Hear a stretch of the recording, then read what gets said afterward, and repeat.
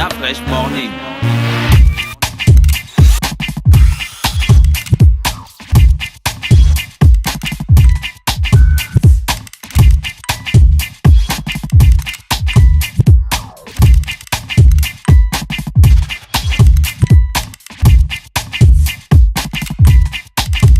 UrbanFM.fm. UrbanFM.fm. Vous êtes sur les 104.5 Urban FM, la station urbaine, et vous écoutez le Da Fresh Morning, notre spécialiste de la musique old school, Ingrid. Tu connais le gars qui chante là? Ouais. Chia Sadok. Johnny B. Good. Il veut pleurer. Hein. On ne pleure pas ici. Non, c'est la nostalgie. Johnny B. Good, bonjour. Bonjour. Comment tu vas? Rapproche ton Ça micro, va. s'il te plaît. Toi, tu es un rappeur. Ouais, tu peux le tirer, ouais, tire-le, il n'y a pas de souci. Comme ça. Voilà. Ok. Toi, t'es un bon rappeur. Je Donc, peux tu le sais tourner comme comment. ça, Oui, tu peux le bouger comme tu veux. Inch'Allah. Voilà, tu Ok. sais comment on s'occupe d'un micro. Yes, Johnny yes. B. Good, comment tu es arrivé dans le rap? Bon, c'est déjà en écoutant la radio. Hein. Ouais. Et déjà big up à Urban FM. C'est en écoutant la radio comme ça. Ouais, Urban FM n'existait pas à l'époque. Ça écoute, oui, mais quand je parle de radio, La je fais radio? allusion. Voilà. Donc j'écoutais une radio, j'ai écouté un rappeur français qui s'appelait. Déjà, j'imitais les Eric Bien Rakim, donc à l'époque, Cool and the Gang. Et après, je suis tombé sur un rappeur français. Je me suis rendu compte qu'il a écrit ses propres paroles. Pendant que moi, j'imitais les trucs en anglais, c'était même pas de l'anglais. Et après, je me suis dit, ben, je peux Là, écrire aussi. on est en quelle année là? On est dans dans les années 90 en tout cas. Ouais. Donc je me dis, mais je peux écrire aussi en français. J'ai commencé à écrire mon premier truc. Et puis c'est passé. Tu as commencé à écrire quoi? Ton vécu, la société, ce que tu vois? Voilà, mais je pouvais pas inventer autre chose. J'ai juste écrit ce qui m'entourait, mon quotidien immédiat en fait. Je parlais de ce que je voyais, de ce Tu que je habitais connaissais. dans quel quartier à l'époque? J'étais à Beau Séjour aussi déjà. Beau Séjour, ma zone. Ah voilà pourquoi toujours. tu parles souvent de Beau Séjour. Ouais. Même quand on n'est plus là-bas, on est Les là-bas. Beaux Séjours n'étaient pas comme c'est aujourd'hui. Mais le temps passe, les choses évoluent aussi en même temps. Et quand tu écrivais, tu trouvais la musique où pour chanter, pour rapper? Déjà, il y avait des, comme aujourd'hui, il y a des phases B. À l'époque aussi, il y avait des phases B. Hein. Il y avait des musiques instrumentales aussi, et donc c'est ça qu'on utilisait en fait. Parce qu'à l'époque, pour avoir une musique à soi, c'était compliqué. C'était accès au V2A4, Siapossi et autres, parce qu'ils avaient déjà un petit matos chez eux. Mais nous, on récupérait comme voilà, les nouveaux rappeurs aujourd'hui qui n'ont pas assez de moyens pour aller au studio.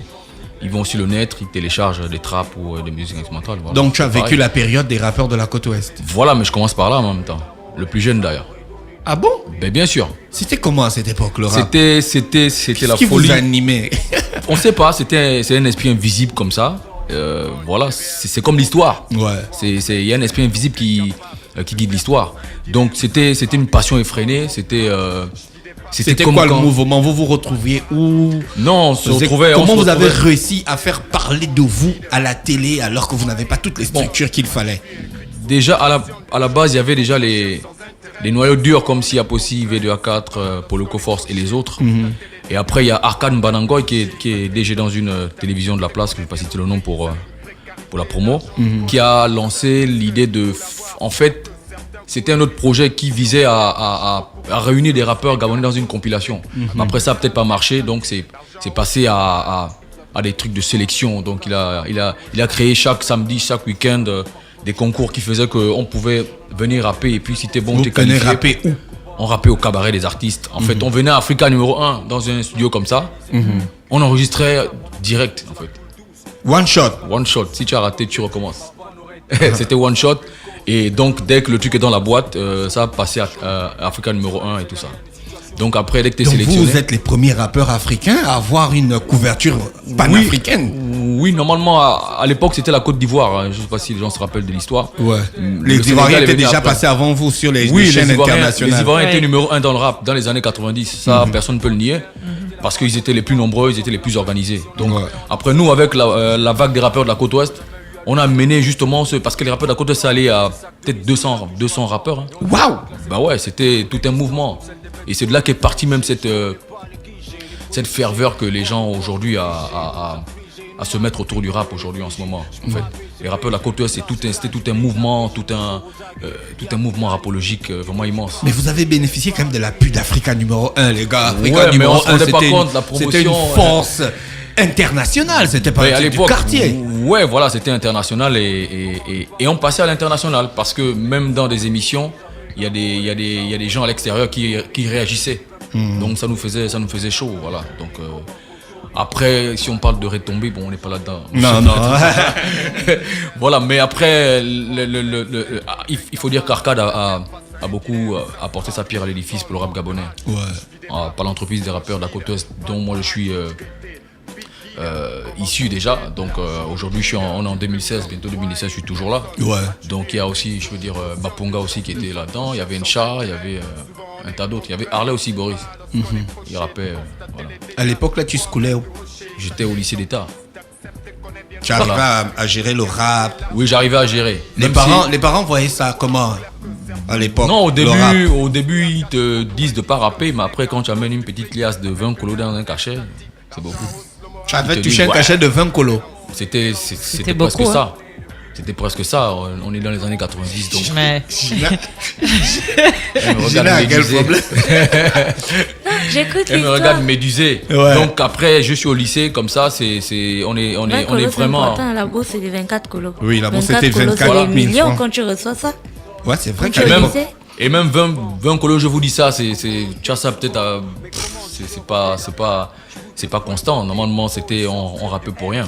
C'est même pas pour un morceau de manioc, mon frère. Ouais. C'est même pas pour un franc. On rappait parce qu'on aimait ça. Et puis parce que c'était la passion, hein, mon frère. On se posait pas de questions. Je me rappelle, j'ai une anecdote toujours. Quand je pense à Bapunga, des fois on est chez nous, il y a un sound system à la SNI. On n'a pas 100 balles, mon frère. On se retrouve à ONG, lui il vient de Mindoubo 1, moi je viens de Beau Séjour, on se croise là. Et on allait à Pince, frère. À la SNI. Jusqu'à la SNI, au fin fond, on allait, on rappe, on rentre à Pince. Voilà, c'était la passion, c'est comme ça. C'était pas dans l'espoir d'être des grands artistes un jour. Bon, Tu je es parle sûr pas pour que les autres. c'était juste. Non, je parle pour toi. Il y a que Je toi parle, qui es ouais, là. voilà, je parle pas pour les autres. C'était pas mais- dans l'espoir d'être un grand artiste un jour. En principe, Et que tu moi- te disais que bon, je fais d'abord mes classes et un jour ça va payer pour moi. Bah ouais, peut-être, mais moi je le faisais. Quand même, il faut que j'avoue, car parce qu'à un moment donné, il faut la vérité, je le faisais de manière inconsciente quand même. Je rappais pour rapper parce que j'étais plus fort que beaucoup, j'étais presque le meilleur. Et il y avait que ça qui me mettait bien. Tu vois, il y avait pas, à l'époque, il n'y avait pas des trucs de manager, il n'y avait pas d'organisation. Non, pour arriver à un studio, mon frère, c'était compliqué. C'était compliqué. Arriver au studio, nous on rappait, c'était dans ma chambre en fait à l'époque. Une cassette comme ça, on mettait 2 cassettes. On met record, l'instrumental ici. Ici c'est play, record. Quand on a raté, on recommence. Cassette chromée, mon frère. Les vrais qui m'écoutent savent de quoi je parle. est-ce qu'il y avait On est cette. avec des stylos comme ça. Hein? On Ouais, va je pourrais embobiner. Vous truc n'avez pas, de malade, les vous gars. n'avez pas usé le mécanisme Ouais. du poste IFI. Ouais. Est-ce qu'il y avait cet ego démesuré qu'on peut retrouver chez les artistes aujourd'hui où vous étiez plus soudés, c'était plus vraiment on doit faire les choses ensemble, on doit rapper, on doit. À l'époque, c'était. On était tous soudés. Hein. Il n'y avait pas la concurrence, franchement. Il n'y avait pas la concurrence, même si la concurrence était implicite, mais c'était pas dans le but d'écraser les autres pour grimper. Ça n'existait pas. Parce que déjà à la base, il n'y avait pas l'idée de se faire du pognon. Moi, je pense que c'est Ouais, les ça. choses évoluent. On était juste passionnés, on voulait faire les choses. Quand quelqu'un a sorti un truc, on est tous derrière, tu vois ce que je veux dire. On est tous derrière. Il n'y avait pas de. Ouais, il n'y avait même pas de bagarre. En quel moment tu croises Crash, le grave car, Miss Mapping Je et crois- puis les autres? Déjà, je suis rappeur de la côte ouest, je fais mes trucs. Après, le rappeur de la côte ouest, c'était un show au lycée. À l'époque, on est dans les clans, donc je forme un clan avec les amis du lycée et tout ça. On est nombreux. On était 80 par là, New School. Oui, New School était 80. Ah, ça? Bah ouais, c'était les clans à l'époque. Comme à l'époque, Naya Bingi, Bad Clan et tout le reste. Donc, comment je croise Crash? Non, je croise d'abord Miss Mappin, on me le présente parce que à l'époque, dès que dans un quartier, il y a un rappeur, on fait tout pour le faire croiser. Hein. Par exemple, si je suis à Beau Séjour et que Miss Mappin est à Damas, les gars du quartier font tout pour qu'on se croise.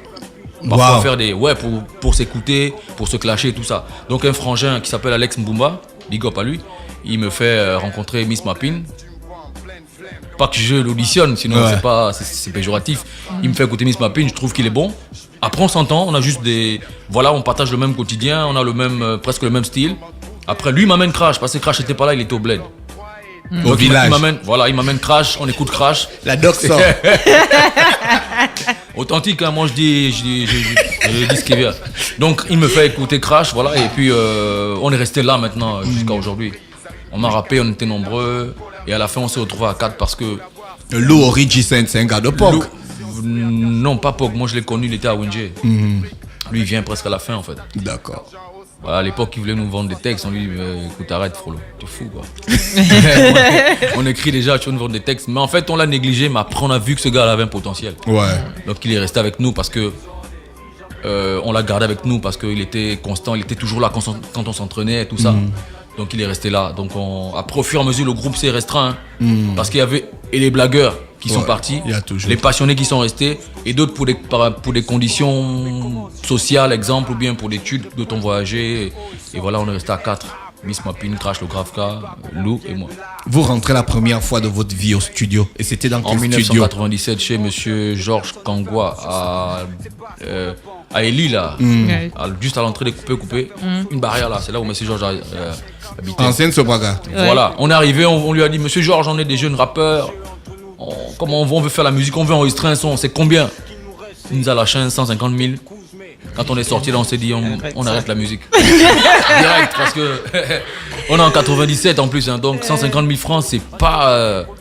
Waouh, on a dit bon, on va jamais rapper. Après on a continué et puis voilà. Vous savez, quand on a le talent, ça peut pas s'étouffer longtemps. Voilà, après, ce qui s'est passé, on a rencontré monsieur DJ Ping. On a fait une compilation, Bantou Mix d'abord avec Nouveau Départ. Après on a fait Mémoire Vive avec monsieur DJ Ping. C'est là où c'est monté, avec si j'avais de la monnaie, c'est monté, et voilà. Votre gros succès, c'est Si j'avais de la monnaie. Il y avait de la monnaie parce que... La musique faite par Spim, Frank Zinga. Voilà, ouais, il est où ce gars? Il est là. Il est là. C'est un petit génie. Il est toujours un génie. Il est toujours un génie. Les génies sont discrets. Notre grand. Mais big up à Spin. Le grand, il était aussi. Gina, il a fait la musique là. Maker. Il a fait la musique là avec la PlayStation. Jesus. C'est dingue. Ouais, il m'a raconté l'histoire. Il a fait la musique. C'est qui passe en fond sonore. La old school. Quand tu écoutes ça aujourd'hui, qu'est-ce que ça te fait, Miss Mapine? Non, Johnny B. Good. Mais non, ça fait que c'était ça à l'époque New School. C'est à cette époque où on était sur le terrain, où on a eu un fort taux d'audimat, où on a fait les choses, où on a voyagé. Voilà, c'était nous, c'était notre période, mon frère. Vous voyez comment dans l'avenir, à cette époque-là, Ben, comme Ayam. Ouais, on se voyait même pas être au Gabon. Hein. Nous, on voyait, c'était pas le Gabon, c'était une limite qu'on voulait dépasser. Nous, notre talent, c'était pas là, on voulait partir. On est là, et là, on est en 2001, tu vois, un peu comment on rappe en 2001. C'est sans limite, parce qu'on avait des frères en Côte d'Ivoire. Ils ont croisé Joe Star dans un endroit où ils mangeaient des coupés, et puis la monnaie passait, ils disaient ouais, ça c'est des gars du 9-3. Le gars dit non, c'est des Gabonais de chez moi, mon frère. C'est des gars de chez moi, c'est des gars de Beau Séjour, de Cité Damas, de Niali et d'Awenje. Il dit c'est faux, c'est 9-3. Il dit non, c'est des Gabonais. Donc nous on se voyait loin. Je pense qu'après, monsieur Didier Ping a voulu bien nous manager, mais après il y a eu des incompréhensions, après il y a eu des petits soucis. Il y a eu justement cette période-là où les gens ont eu la mauvaise intention de vouloir nous écraser parce que on avait dégoté un producteur des States qui est venu, qui a voulu nous rencontrer. Les gars ont juré que les Nusku n'existent pas, on ne connaît pas où ils sont, tout ça. Le gars a laissé l'adresse, les gars ont pris l'adresse, ils ont donné ça à un autre artiste. Voilà. C'est une vraie histoire ou bien c'est des vraie trucs, histoire, des trucs montés de toutes pièces? Moi je te parle de ce que je connais, mon frère. Johnny B. Good, on dit Bien que sûr. tu as un peu un côté superstitieux. C'est normal, je suis à Pinji. Non.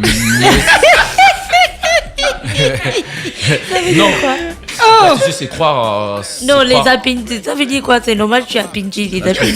Là, il me fait penser à l'ex-ministre, Premier ministre Léon Mébiam, qui a son âme. Pourquoi? Il était Premier ministre, les journalistes lui ont demandé lors d'une émission à la Célette, est-ce que vous connaissez les Apinji? Il dit c'est qui? J'étais choqué, moi. Non, mais Non. je veux dire, Pourquoi? toutes les ethnies, les Nzebi aussi peuvent être superstitieux. Voilà, quoi. Les Pourquoi? femmes aussi, les Non, Mieli, les Apinji machins. parce que on est très ancré à la culture. C'est nous qui avons le Guiti et tout le reste. C'est le Dissomba. Voilà tout ça. On a la culture encore aujourd'hui en fait. La Les tradition initiations, pure. la tradition, tout ça, on a ça encore. Donc, quand forcément tu es né, les parents, même s'ils sont nés en France, ils vont quand même t'envoyer au village pour faire quelques pratiques, quelques protections, ou bien l'enseignement, ou bien limite initier, ou te faire manger le bois. D'accord. Gina, tu sais quoi D'accord. Non, moi, chez moi, il y a toujours le boutique. Est-ce que tu as l'impression qu'on vous a bloqué dans le hip-hop gabonais? Ouais, quand même, hein, je pense. Donc, en fait, le mauvais cœur ne date pas de maintenant. Non, ça, mais c'est ce que je t'explique. Je t'explique que c'est quand l'argent commence à... Quand on est dans une période où... après 2000, je pense. Après, ça devient très vicieux. Est-ce que c'est pas vous qui avez commencé à avoir le goût de l'argent? Non, en fait, c'est même pas l'argent. Et puis, il faut même pas donner le tort aux gens. En fait, il y a que nos propres choix. Il y a que nous-mêmes qui sommes responsables de notre destin, mon frère. Ouais. Moi, je pense, faut pas qu'on accuse. Je pense qu'on n'a pas été très organisé. On n'a pas été très organisé. On n'a pas été très. On a été trop subjectif. C'est-à-dire que même parfois, il y a des décisions qu'on a prises qu'on ne devait pas prendre, en fait. Moi, je pense que la faute est à nous. Je ne dis pas qu'on a raté nos carrières, non, parce que là, la question, c'est comme si on avait raté là. Non, c'est juste qu'il y a des regrets. Il y a des bons choix qu'on a fait, il y a aussi des mauvais comme tout le monde, tu vois ce que je veux dire. Mais je pense qu'on aurait été allé plus loin si on aurait quand même pris des choix décisifs comme de s'exporter, bien aller à l'extérieur, je pense. De s'organiser sérieusement, parce qu'on reprochait à New School son manque d'organisation. Mais moi perso, le concert de Mémoire Vive, je suis venu. J'ai vu, c'était full au gymnase du Grand Stade Omnisport.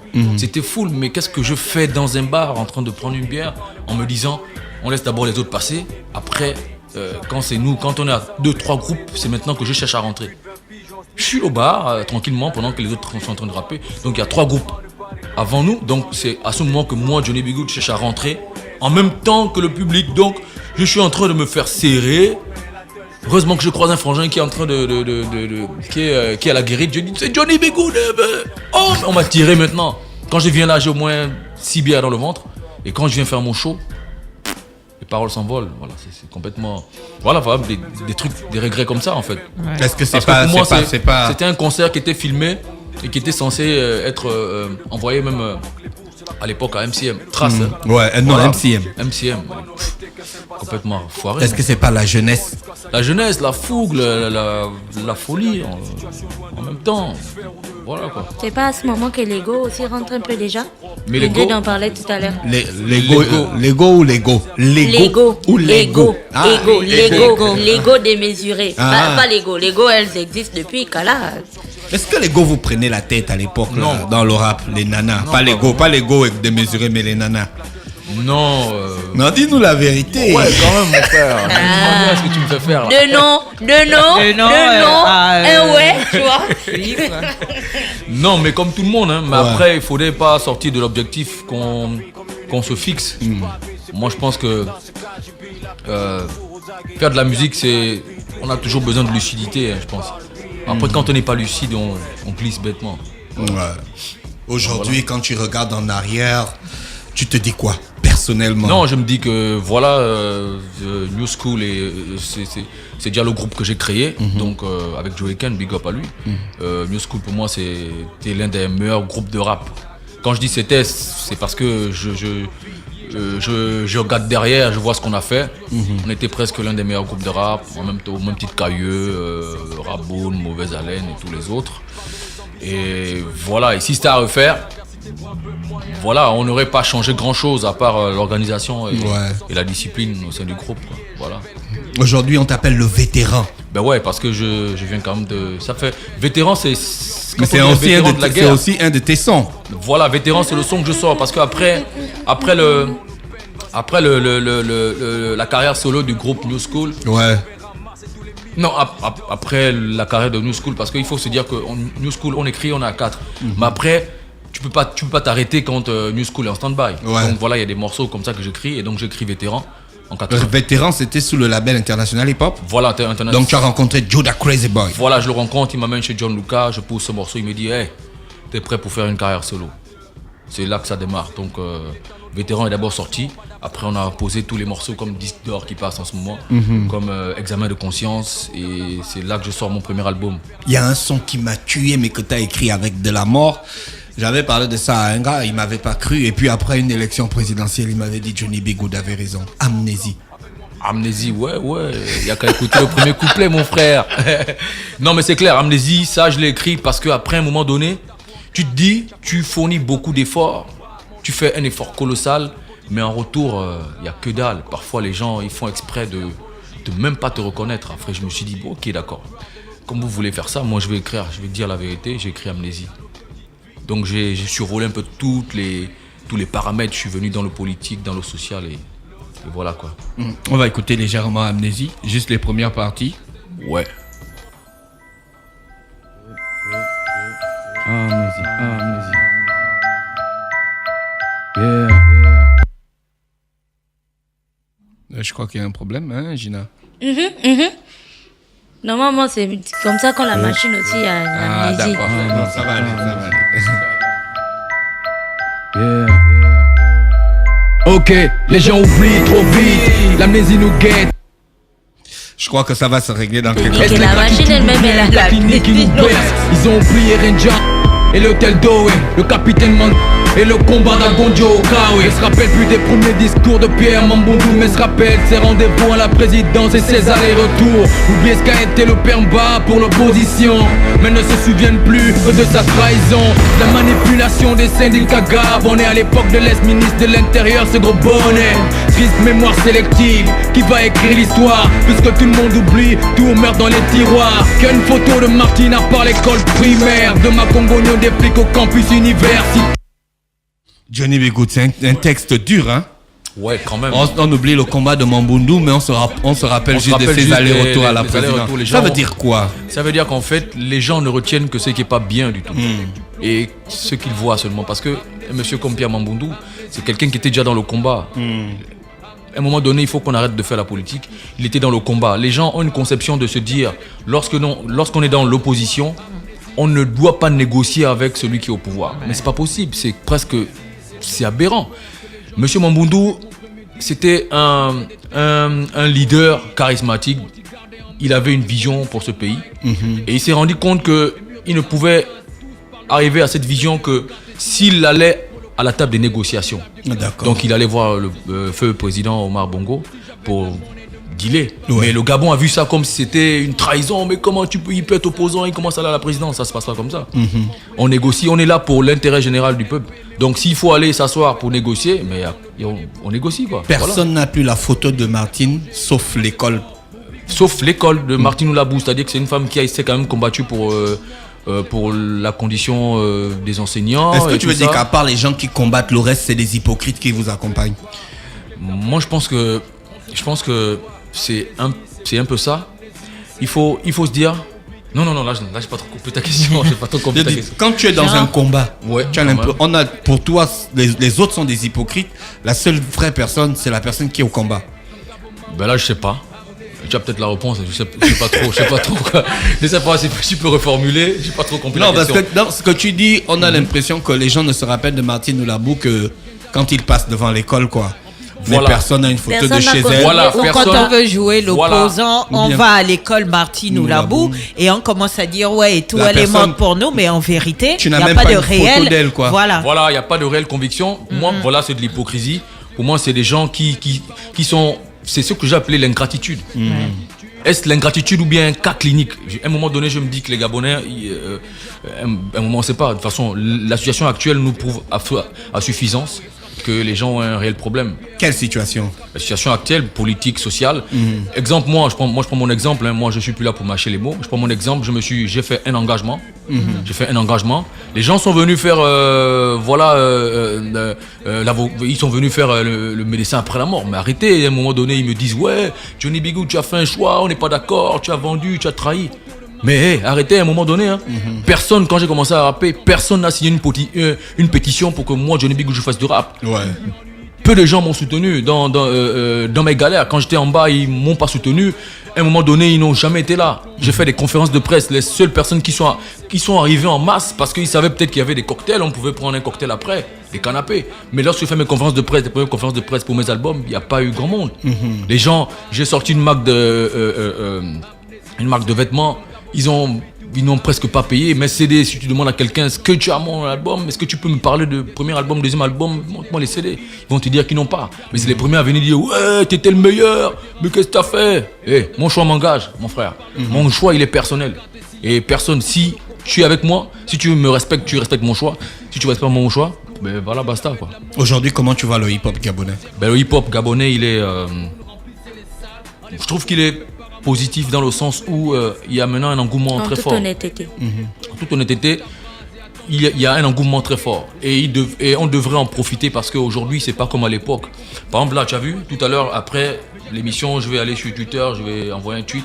Donc tout de suite, on saura que Johnny B. Good était à Urban FM. Donc il y a beaucoup de paramètres qui font que aujourd'hui, le hip-hop peut bien se porter dans le manière au niveau de la promotion et autres. Est-ce que tu penses que tu n'as plus l'âge de faire du hip-hop? Il n'y a pas d'âge, mon frère. Voilà. La preuve, c'est qu'aujourd'hui, je vais sortir des trucs encore. Vous allez me dire que je suis en train de... Je suis comme un phénix, en fait.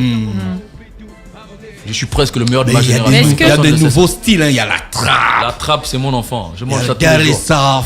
Je mange la trappe tous les jours. Mais est-ce que par rapport au rap, tu trouves qu'il y a toujours en fait les mots de rage que vous aviez au bout du stylo, où tu te dis que bon, c'est pas grave, même si ils écrivent comme ils écrivent, façon la musique évolue, le rap évolue avec sa génération, les tendances changent. Ouais. Est-ce que ça te déçoit pas un petit peu qu'il n'y ait plus, par exemple, chez de nombreux rappeurs, je parle des gens qui disent faire vraiment du rap, comme vous en faisiez d'antan. Donc, est-ce que tu n'es pas un peu déçu de ne plus retrouver cette rage-là, en fait, que vous aviez? Non, moi je suis très libéral et très souple. Moi je pense que... Ah, donc tu ne penses pas que le rap est mort? Le rap était mieux avant. Le rap était mieux avant. Non, moi je ne suis même pas dans cette logique en fait. Je ne suis pas dans cette logique qui dit que le rap était mieux avant. Il était mieux avant dans un sens, mais c'est pas dans le sens que vous pouvez penser. Moi je pense que le rap, c'est comme un être humain, il évolue avec le temps. Moi quand je fais les gens du Ben, trop de gens parlent, les gens m'ont critiqué sur les réseaux en me disant, mais Johnny B. Good, comment tu peux chanter dans un refrain? Comment tu peux faire un refrain chanter? J'ai dit, mais les gens ont un problème ou quoi? Faut pas qu'on formate le rap, mon frère. Le rap évolue en fonction du temps. Si aujourd'hui il y a des samples, aujourd'hui il y a la trap musique, aujourd'hui il y a plein de trucs. Laissez le rap aussi en profiter. Moi je peux plus rapper comme j'ai rappé vétéran. Ça c'est pas possible du tout, mon frère. En tant que rappeur, est-ce que tu penses que tu as un rôle dans la société? Si oui, lequel? Pour toi, c'est quoi ton rôle? C'est quoi ta mission? Ma mission, c'est d'éveiller les consciences, c'est de conscientiser, parce que je pense qu'on a beaucoup d'amour à donner encore. On a beaucoup d'amour à donner. On a nos petits frères qui sont dans un tourbillon qu'il faudrait qu'on leur rappelle à l'ordre. Il faut qu'on leur dise qu'il y a le respect, il y a il y a les études à prendre en charge, c'est-à-dire que ne pas choisir d'aller dans la rue, aller faire des études, c'est le droit chemin à faire. Il y a beaucoup d'amour à donner, il y a beaucoup d'éducation. Parce qu'aujourd'hui, par exemple, l'amour, aujourd'hui, on remarque qu'on est engrainé dans la haine, en fait. Moi, quand je vais dans les réseaux sociaux, putain, j'ai l'impression que on est en enfer, en fait. C'est pas bien. On est en enfer comme dans le On Mapan. est en enfer. Parce que je me rappelle d'une phrase que tu avais dit.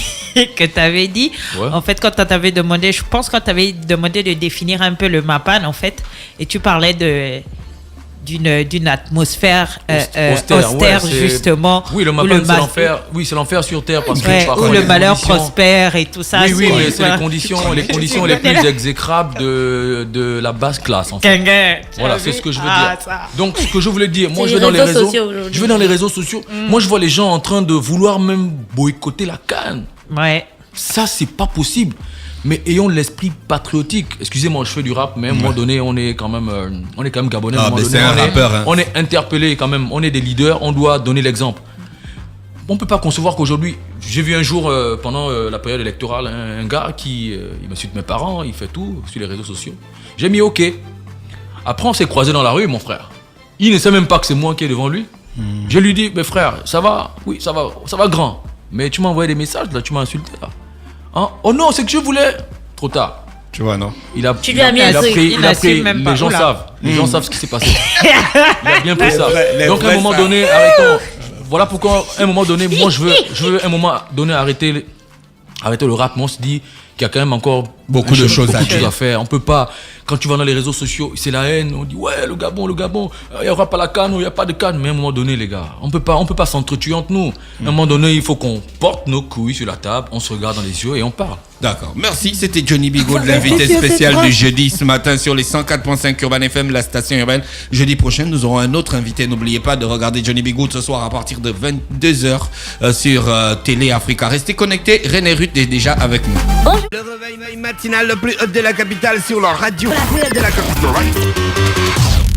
Du lundi au vendredi, de 7h à 10h, reçoit 104.5 tonnes de musique dans le Da Fresh Morning. Da Fresh Morning.